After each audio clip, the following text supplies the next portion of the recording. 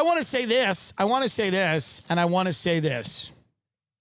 Harvey Weinstein, welcome back. The Me Too movement has been a complete failure, and Bill Cosby is out of jail. Harvey Weinstein's conviction is overturned. I will work with you today. I will work with you yesterday. I will work with you tomorrow. Nothing good has happened since this man's been put in a cell. I'm telling you right now, Kevin Spacey is back. Harvey Weinstein is back. I'm sorry. You might not want to hear it, but a panel of all female judges just came out and they're putting the big guy in the director's chair. He's coming back. In a 4-3 decision on Thursday, New York's highest court overturned Harvey Weinstein's 2020 conviction on felony sex crime charges. A reversal that horrified and dismayed many of the women whose decision to speak out against Mr. Weinstein, a prominent Hollywood producer, who accelerated the Me Too movement. Well, you know what's funny? And the reason I say that the Me Too movement is a failure is not because I want women to suffer any type of harassment or abuse. What I am saying is that remember when this whole thing happened, everybody had a scale. And the scale was from Weinstein on one end and Cosby to then whoever else, like a guy who made like an off-color remark to his secretary in an elevator or whatever. Well, on one side of the scale, Weinstein and Cosby are both out. I mean, is he out of jail yet? No. No, he's still serving the California sentence. But here's the deal. They may overturn that too. That might be next. So what I mean about the movement being a failure is if the two guys that the movement was kind of based on, Bill Cosby out of jail and Harvey Weinstein, hopeful, his conviction just got overturned. Cautiously excited. That's what they're saying.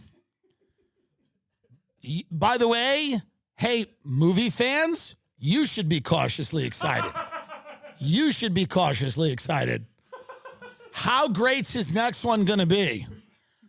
Because it might be his last one. He's not in great health. He comes back and just kills it, makes a movie about a guy who's falsely accused of rape or something. I don't know. Just guessing.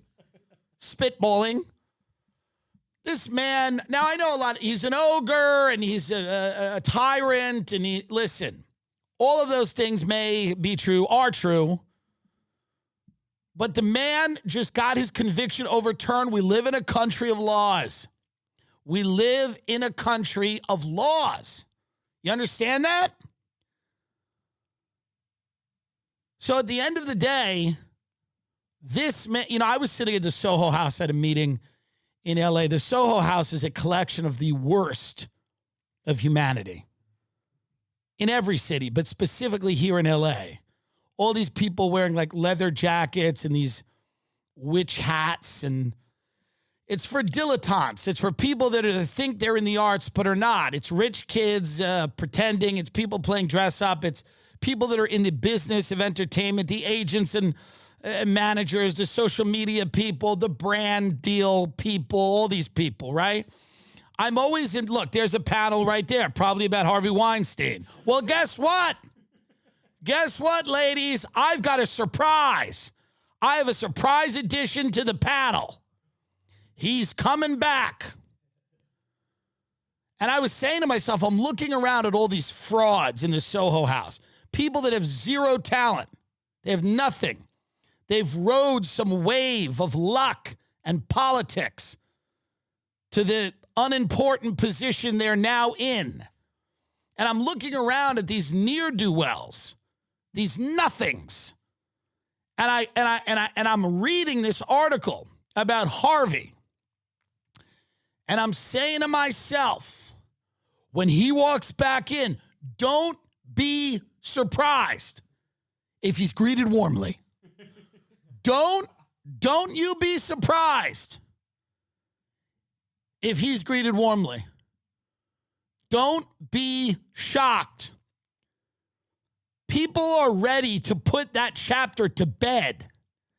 And nothing puts it to bed better than Harvey Weinstein strolling into the Soho House or Craig's or another institution in Hollywood and being greeted with, I want women throwing their pussies at him. Here's my pussy, Harvey. If you will know that this country is finally back if women are throwing their pussies at Harvey Weinstein. You will know it's back. A lot of people are not ready for it. A lot of people aren't ready. They're not ready. They don't know how quick the volley, the tennis ball, comes back over the net. But it does. Now, why did they overturn this conviction? Does the movie suck? Why did they do this? Basically, they allowed people to testify that weren't a part of the charges. So sort of like stacking the deck against him. Because it was, listen, I'm not saying the man is innocent of his crimes. Here's what I'm saying. The frothing at the mouth, witch hunt mentality allowed this conviction to be overturned. How giddy people were in 2020. People forgot about the law. They forgot that there was a fucking law. It was the Salem witch trials. And maybe he's a witch. He's probably a witch. There's enough people saying he's a witch. But there's still law. There's still a procedure. And people forgot that. People are letting people get on the stand and just pop all kinds of say whatever they wanted. Because it was 2020 and people were going nuts. And now all of these women know, they're female judges. Here's the thing about female judges. Can we see these judges? Yeah. I want to see the all-women panel that heroically overturned the Harvey Weinstein thing. Let's see them. Because I'm going to tell you why in 2 seconds.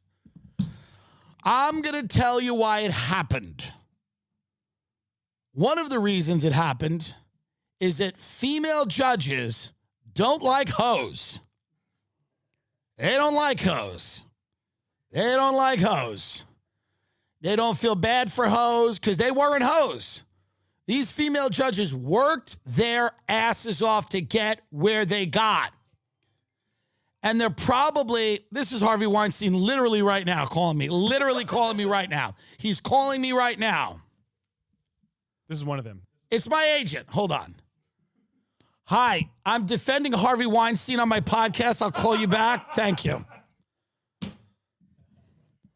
What? Show me one of those judges. She ain't listening to no hoe. She doesn't want no hoe. She's not trying to hear it. She ain't trying to hear it. This woman is an accomplished woman. And she's got hoes up in the courtroom. Look at that. You think she feels bad for any of these women, that judge?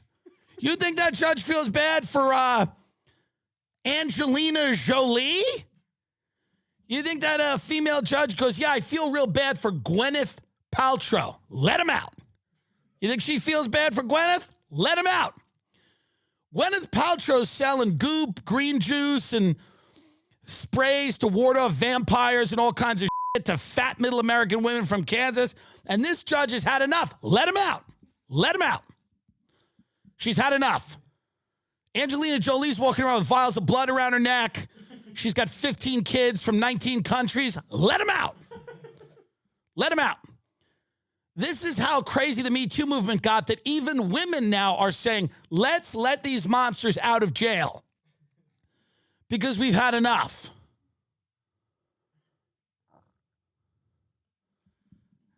I like that bitch. She's legit. She's probably a Democrat, too. She's most likely a Democrat, and she doesn't care. Because she goes, guys, there's actually a law here. Sorry about there's a law. There's a law. Jenny Rivera. That's her name? Yes, yeah. What is that thing? Judge Jenny Rivera could get booted. What's that? Get that one up. Oh, because she refused the COVID vax. That's my girl. That's my girl. That's right. I like this woman. Jenny Rivera doesn't give a shit. She's like, yeah, get away from my body with that.